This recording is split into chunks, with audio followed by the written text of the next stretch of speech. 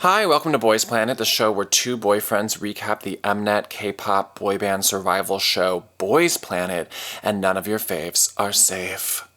Insert joke here. This is episode 7, so this was just more performances. This was 8 performances, which was a lot, but a lot of the meatiest talk episode we've seen. The meatiest talk we've seen so far. So the first performance is Law. This is Park Han-bin. He was the leader, and he got first place. This was Lee Ye-dam, Eugene, Wang Zuhao, and Camden. This was my dream team. I mean, this was, even in the preview, I was like, I don't care about Eugene, he's fine, but he fits well here, but I love this lineup. Like, he looks like Camden. I kept getting them confused. I know, yeah. They were dressed like they jumped out of an airplane to go to a punk show. These are the zombies you shoot in Resident Evil 4. Oh, no. I loved it. I had never heard the song before, and I thought the song was very catchy. I wrote, where is the rapping in this rap battle? Yeah, I mean, this is the trick with the dual position, is like, one's gonna get the short shrift, and I felt like in the last episode, episode 6, the ones that were supposed to be dance weren't really that dancey, and this, to me, felt like this is a true dance performance, like, but then the rapping is gonna get the short end of the stick. I thought Camden was great, as usual. Yeah, he had the most lines, I think. Eugene said 3 sentences. Game, it's over. Yeah, they were just really good. It looked really hard. I thought they had what looked like the hardest choreography because they were doing something from a dance show. Whereas like in the last episode when they're doing Love Killa, they're doing a lot of like posing, but this was a complete 180 where these guys were like not mugging at all. They were just, it looked like a workout. No, they didn't have time to mug. There's no time. Yeah, honestly. And Law won the category too. Rap dance, which to me was like, the other 2 categories were won by like the most popular groups. Like they're like, oh, of course it's Love Killa. Oh, of course it's Tomboy. But I'm like, Law, thank you. The one that was supposed to win won. Yeah. Next was Man Love. This was Tae-rae, someone named Dong-yeol, someone named Eugene, and then Mingyu. Yeah, this was like 2 main characters and 2 people we had never seen. I don't know. I feel like now that I've seen enough of these shows, because I started with Produce 48, I'm like, okay, this is the one where they give them 4 light-up microphones, and they sing behind the light-up microphones, and then they step in front of the light-up microphones. To me, I was like, this is fine, and they will not be winning this category. But they did great. Yeah. They were dressed like Arthur. Yeah. I didn't understand that at all because the song that they're doing by Infinite, I mean, I know they're rearranging, but Infinite, this era for them was, they were wearing like really crazy suits with like flower patterns and like weird hats. And I just wanted some of that energy, but Mingyu was the best. And I feel weird saying that, but like Mingyu popped the most for me. He was fun. He had stupid glasses. He was like yelling like "Sori Jila" at the audience, and his like rap was kind of good because he's so loud. And you might as well just go to the Daeyeon from Kepler School of Rapping, which is just yell. And sometimes for some people that sounds great. Yeah, I think he popped the most. Yeah, Tae-rae was like great. yeah, Terry's good. I don't know. There's just not much flavor there. Tae-rae reminds me of the people that would go on X Factor or American Idol and they would sing with their eyes closed. That was a thing on those shows, and they would always be like, Nicole Scherzinger would be like, honey, I love you, and we love how emotional you are, but you have to perform to this audience and open your eyes and be here with us. And Tae-rae feels a little bit like that, like he's so emotional and into his actual act of singing, and I'm like, Mingyu's the flip, where Mingyu is like, I'm just here to have fun with the crowd. Yeah. And at the end of the day, the people that are having fun are popping out so much more in these kinds of shows. Yeah. Oh, God. Rush Hour. This is great. This is like... This was a traffic jam. This is almost like, I'm looking at the names of like, okay, Takuto, Ricky, Ma Jingxiang, Hiroto, and Sungmin. It makes no sense. This, I feel like the flip of Zoom almost. In what way? Zoom was like 5 kind of... Oh, 5 characters. 5 characters, and it made like an amazing whole, and this was like 5 characters, and like, no. It didn't come together. I even noticed it. I'm really bad at watching dancing, but watching this, I was like, are they not in sync? And then the judges were like, they're not in sync. Yeah, you could tell. I usually can't really, but it just looked messy. I think if Ricky was not in the group, it would have felt more cohesive because Ricky has his own kind of presence and just seems like a fully realized character, and then no one else was like at that level, so he stuck out like a sore thumb. Ricky and Takuto is never going to make sense. There's no world that they are in a group together. I wrote down that Sungmin, the leader, should have been squeezing everyone's butts before the performance. And usually I think it's weird when people squeeze, like, when athletes squeeze each other's butts, but I was like, that's the energy that this needed, was like, this is silly and this is fun and we're being stupid and like, ooh, did Sungmin squeeze my butt? Hee, let's go on stage. Like, that's what it needed. They were not having fun. They were like, let's get this over with. Takuto took me out of it a little bit too, because you could see he was just trying to keep up and execute like a wonky backflip. Like, the backflip was awful. That was one of those where when... Coming from somebody who can do that move that he's doing, I'm like, oh, it's scary. Oh yeah, Andy's like a little gymnast, you guys. Not good, but I can do that backflip. Poor Takuto, because like Ricky raps and is like cool and swag, and then Takuto is like goo goo gaga. Well, he's dressed like a baby. He's like, baby's first microphone. he's dressed like Parappa the Rapper, like fell in glitter. Yeah. Okay, Limousine was the surprise of a century. I said call Cosmic Girls because this was art. That doesn't even make sense to people that are not the two of us. You guys, we watch Queendom. We have lots of inside jokes that Cosmic Girls thinks that they're art. They think they're better than Picasso, and we love them for it. They're delusional. Yeah. Oh, God. Limousine was Christian, Anthony, and Jihoo. Weird trio, but great trio. I don't know. I loved Limousine. I thought it was amazing. I loved it. I told Miles, I was like, this is like a high schooler and 2 junior high students that he's teaching. But it didn't feel like a cover. It felt like something new and something fresh. They all like wrote down, they all were like, we're giving ourselves storylines. I thought it was just very smart. And I think it's something that people will be referencing years later. Yeah. Because I think it's easy for the 3 people performances to get lost. This was almost like the My House from Girls Planet of this season to me, where it felt like they really rearranged it. The styling was great. I love this. They had the best staging. The staging where they had that high platform that they were going in and off, and then like when Christian was on it and it projected his live image behind him. Like, how does Limousine get all that and then Feel Special gets nothing? I don't understand. I mean, Jihoo. I loved his voice. Great voice. Great rapper. Christian, I've always liked his voice ever since his unaired audition, and it was great to hear a lot of it. Like, I just think his voice is really nice. He just seems like a professional.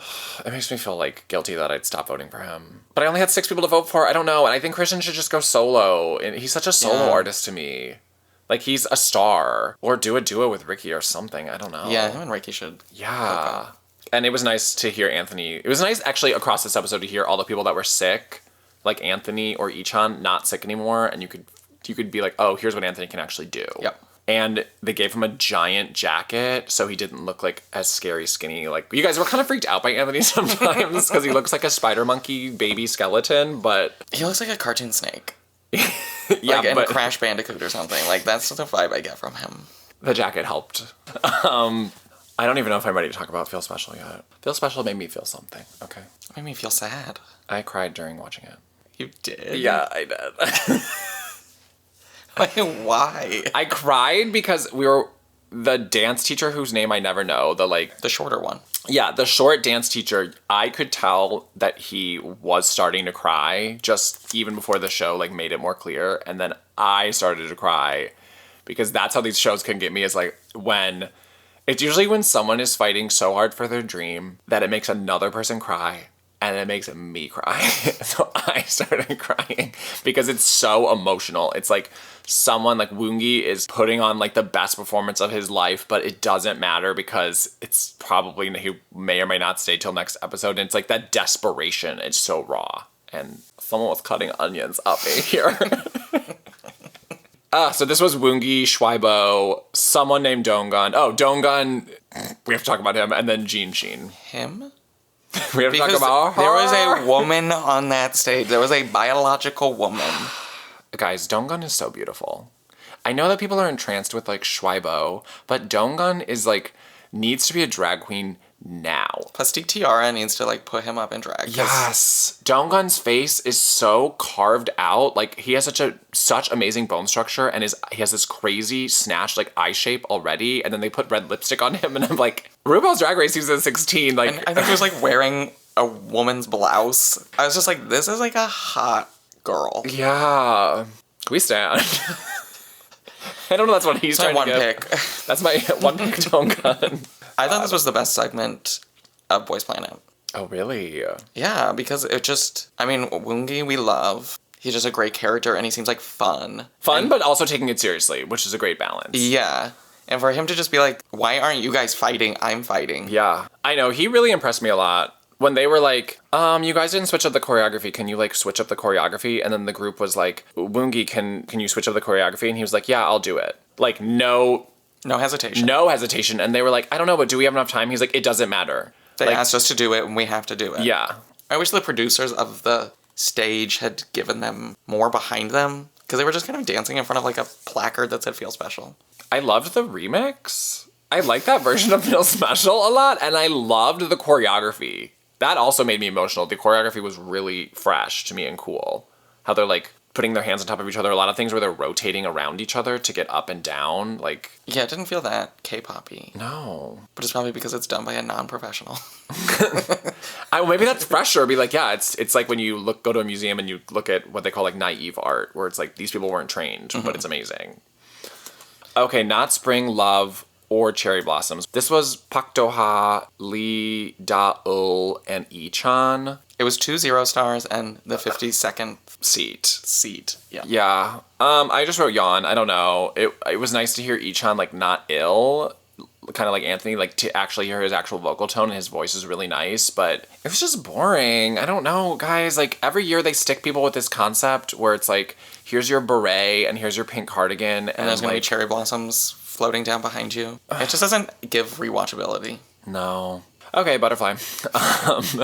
Butterfly is Kong, Brian, someone named Junsa, and then Kwon Jui. Andy, can you sing a little bit of the song for us? It's you. It's you. It's you. This song is weird. It's just like, yeah. Yeah. It was like dog whistles. Kong's voice was amazing. I thought they all sounded good. Yeah, they did also. Except Junsa, but Brian, Kwon Jui, and Kong, I'm like, they're all doing, this is what the song is, and they're all falsettoing pretty high, too. Yeah. Brian is boring. Is he, like, that's having an out-of-body experience? Because, like, he looks dead. The trainers kind of asked for that a little bit, though. They were like, calm down the facial expressions, don't breathe so hard at the end of these words. Like, the trainers pointed to Brian in the thing and was like, Brian's doing great because he's not putting too much on it. But so I appreciate it. I was like, this is cool to see how the trainers are really trying to shape the emotion of this performance with the trainees. And Kwon Jui was like that was the standout for me, was Kwon Jui. When he did that flip up. I know, I mean, he was doing the dance and he was doing super high notes. I'm not sold on the white hair, but the show wants to do this. They were like, we want to do an angelic moment. Tomboy, we're going to next. I mean, that's the last song of the episode. That was Hui, who was the leader, Sung Hanbin, Ganuk, and then Jang Hao, who got first. Jang Hao in the purple pants. Looking sexy. Yeah, I liked how Jang Hao was styled a lot. Because he's just like a little tiny angel boy. And they were like, but now he's your older teen sister. She's got a driver's license. Hot emo teenager. Yeah. Okay, the show makes such a fuss about certain songs like Love Killa and Tomboy, and they're like, it's the Avengers team. We're going to show it in both episodes. And it's kind of sad because it builds up almost too much hype for the song to be able to deliver on, because Tomboy is good, but I don't think it needed so much hyping. Like, if it had just been slotted in between, like, Feel Special and Cherry Blossoms, we would have been like, okay, fun, yeah, yes. Mm-hmm. But it's this, like, grand finale. It puts so much on its shoulders. I enjoyed that Sung Hanbin was singing a lot, and that we saw, like, a lot more vocally that he can do than we've ever seen before. Yeah. And that was cool to discover more from him. Yeah, I was impressed by him. I don't know, I just thought it should be more... I wanted it to be more impactful. I thought they all did great. What took us out was a lot of garbled English. There's about a third of the song is just gobbledygook. Yeah, that took us out. And I'm like, this song is already garbled. Yeah, like, what G-Idol's doing, especially what the main rapper leader of G-Idol's doing, is she already is so stylized and affected in her pronunciations, and then they're affecting on top of that, and it's like, it's just a lot. I'm like, how do we strip it back and go back to zero? Here's my metaphor for this. In Mommy Dearest, like, Faye Dunaway thought that this was, like, a serious movie. She thought she was doing, like, full seriousness. But then it came out as, like, total camp. And to me, that's what G-Idol is. Like, they think they're doing art, but it's camp. And I don't think that these boys realize how campy it is. And they just think, like, this is, like, a hard song. We're rock stars. Like, yeah, we're rock stars. But I'm like, but the song is silly and stupid. And you guys are trying to be... I don't feel like they didn't quite get the essence of the song. Hui did a little bit at the beginning. Hui looked batshit crazy. Like, I work at a expensive restaurant and I see women with their face pumped with filler, and that's what Hui looks like to me. I'm just like, he looks like a middle-aged woman with, like, fake cheekbones. And then he had those stupid glasses, and then he threw them off, and then he's, like, doing a tear down his face. I was like, that's at the beginning. That's when his first part. Are you saying like, that's camp? Yes, and I'm like, that's camp. Like, Hui is doing camp, but then they try to make it too rock after that. Yeah. I thought Hui did the best. Yeah, Hui was great. Also, again, I'm looking at this stage. They had a great stage with all the platforms, and I'm like, feels special? What the? I know it feels special. I think that, the non-dance stages got more props and stuff. Yeah. But can Feel Special get a confetti drop or something? Yeah, other ones got, a flag. Something. Feel Special get a jean jacket. Are we too hard on the aces? Guys, I don't know. It's easy to be hard on the people that they're shoving down our throats because I'm like, I don't want to eat this. I don't want this pill. That's why we just push against them. Yeah, it's a little bit like the show wants you to think that you're just watching the most amazing performance. And I'm like, Yeah, so we have a knee-jerk reaction. We're like, but it's not. But that was Limousine. Yeah. Limousine just, there was more heart to it. I feel like I'm going to, think about Limousine for a long time. Yeah, it was beautiful. Okay, it's question time, y'all. Okay, what was your favorite styling? Whose group do you want to slot into and wear their outfits? I'm going to say 2. Okay. Butterfly looked so comfortable. What? They were wearing, silk pajamas. I was just like, please, get me this, easy breezy white pajama suit. Take me to Mykonos and call it a day.